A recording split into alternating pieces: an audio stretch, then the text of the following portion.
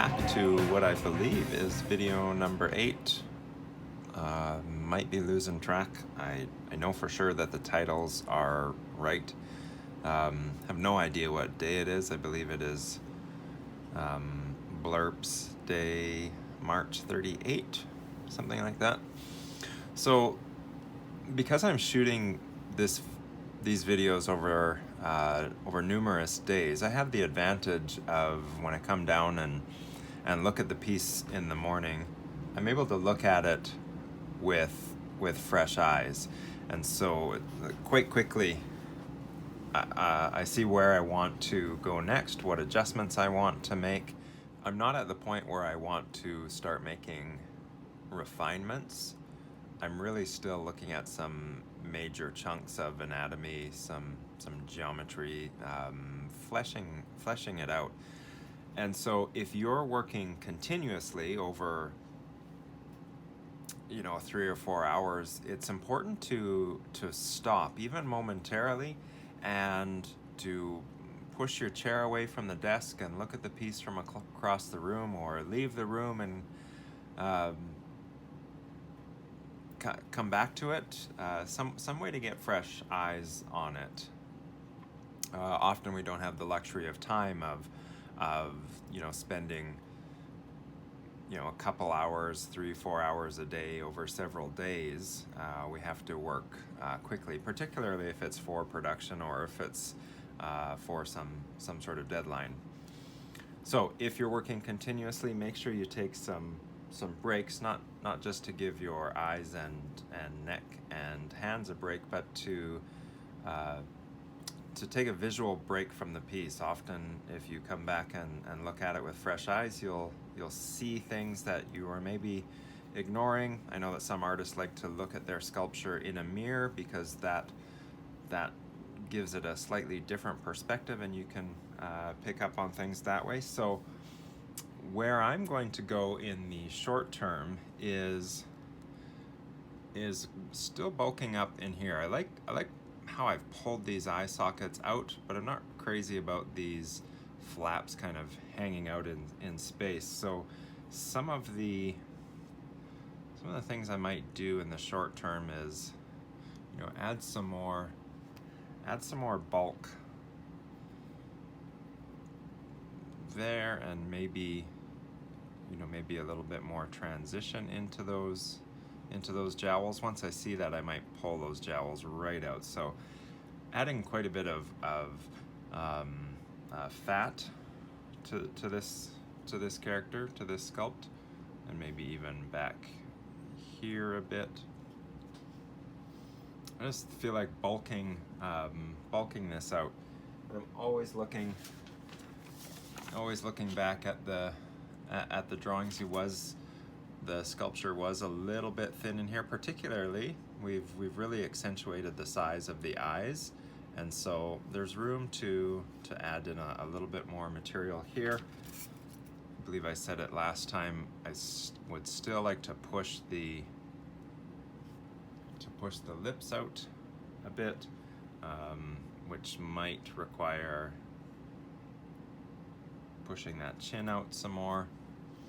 And then certainly the brow. I like how the lids are sitting, kind of the depth that they're sitting at. So we do need something on the brow, and if the brows can follow those same lines,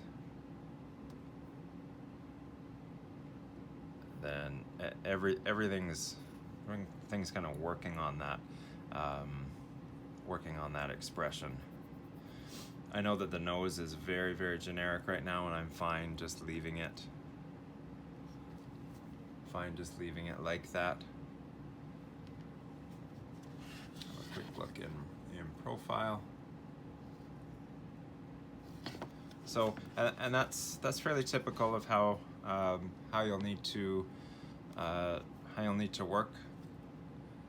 Further evidence for not getting too tied up in details, because I'm going to push those lips forward. If I would have spent a lot of time sculpting the mouth and the lips and all of the little wrinkles, I'd be less inclined to just put another large blob of material on it to build out here, because I wouldn't want to ruin that detail. So if we stay away from detail until the very end, then it feels easier to just make these large adjustments. So that's where I'm going to head now, is those areas in the cheeks, chin, here, and on the brows, bulking those up a bit, just with again really generalized, more, back to some more primary forms, and then we can start refining some of the shapes that we have. You can see I've added some mass in the cheeks, as we discussed. I've pulled those eye flaps down and blended them in and added a little bit more material in here. Might just leave this for now. I've put one brow on, and that's really starting to pull that expression the way I want it. And you can see the effect that brow has. We still have the droopy lid, but much more realistic, much more like the references we have here and here. So my next step will be to now work specifically on the lips, pulling that, working on that profile in this zone here, and then it's quite interesting. I'll just jump ahead. Because of the way the light is hitting, you can see all the irregularities. So I think after I work on the lips, and before we get into any more refinement, I'm going to rake the entire surface back here, and that will really show us where there's, if there's any major gaps, and kind of take out some of the lumpiness. If we look from here, you can see I didn't blend this brow. I did want it to just hang over. I'll blend it once I get the other side on. I will blend a little bit here as it reaches the nose, but I do want that just to be folded over, again looking at the reference photo in the background. So we will carry on from there, and don't get discouraged if it seems like this takes forever. So we're coming along. I've got the other side of the brow on. I like how this is reading. Also made a relatively large adjustment to the bottom lip and chin area. We can spin this a little more profile. Happier with that. I think what I'll do is just extend the top lip a little bit, but not too much. I do like that. I like that bottom lip kind of pouting out. It's not really what we had in the drawing, but I like where it's going. The other thing I did was I tilted the chin down a little bit in the whole pose,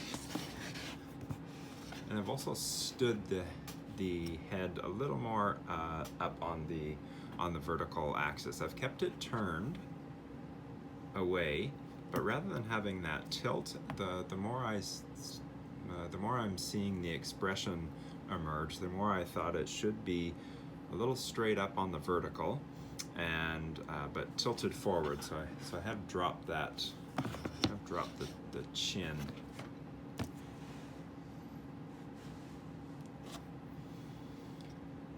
Something else I'm considering, apart from the top lip, is maybe putting another layer of brow. Yeah, it's not terribly natural. It doesn't really have any basis in human anatomy.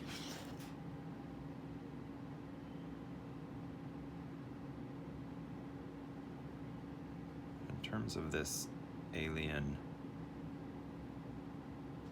disappointed grandfather, yeah, that could actually work. So I think what I would do again, obviously blend it in on the top, but leave it kind of folded over. So here's a good example of, we're really starting to push into imaginary anatomy, but it's based on it's still based on the reference, the way again, if you can just see in the back, those two reference photos have how the brow does fold over the lid. So taking that same concept and just repeating it. So it's imaginary, but it's based in some sort of reality. I would really need to blend this so it's not this weird kind of sausage sticking out, but I do like overall what's happening. Kind of substitutes for the actual eyebrows. I don't think I'll put eyebrows on it, but yeah, don't mind where that is going.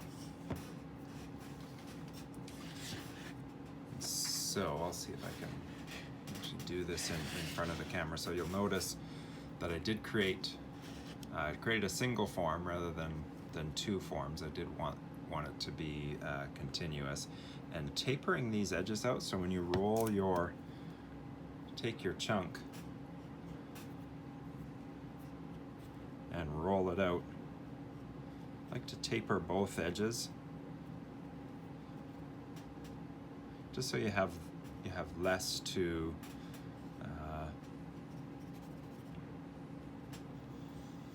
just so where it joins in. So if we were doing that, which I don't think I am, but then it's easy to blend in at the beginning and end, so you don't have this, rather than having a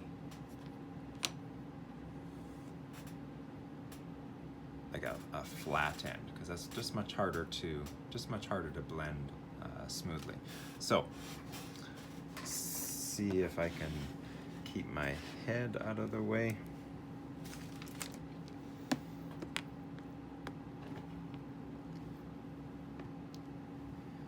Actually blend this shape in. I'm just going to check it from the front again.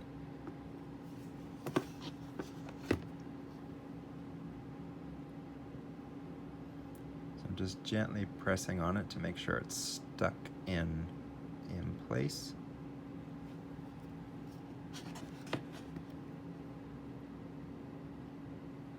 Just carefully pulling it up, especially down here. I think I'll actually use a loop tool.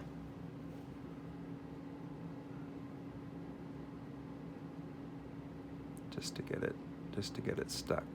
So I'm not trying to dig out too much clay. Just trying to pull one form into the next.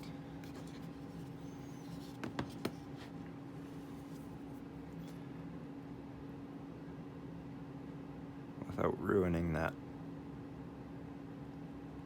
line that I quite like that we created. Check it from the front again.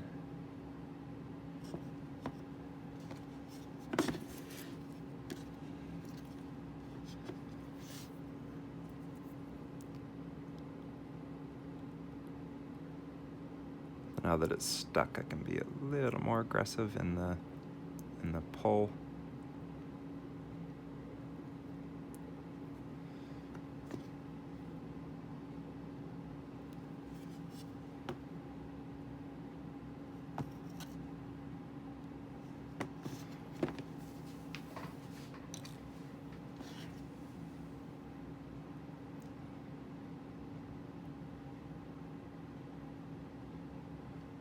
blend in the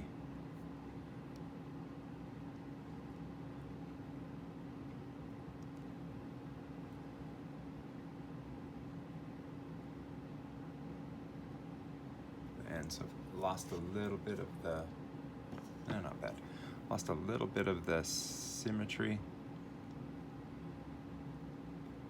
But I'm not going to worry about it too much. As I said, and obsess with it. I'm not going to obsess with it, except for this part right here where I obsess over it. Just using my thumb to kind of hold it in place. Put this guy on it.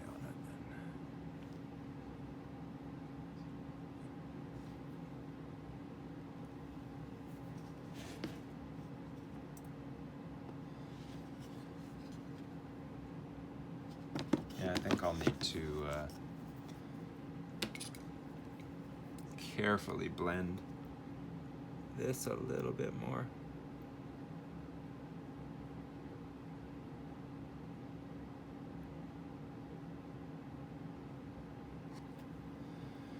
Yeah, I don't think I'll mess with it anymore right now. I like it later on. If I decide I don't like it, rip, just take it off and smooth it out again. Just have to see how it looks. I do think I'll blend a little bit and leave the kind of fold more in the middle. We'll see how that looks. If I don't like it, I will just take it right off.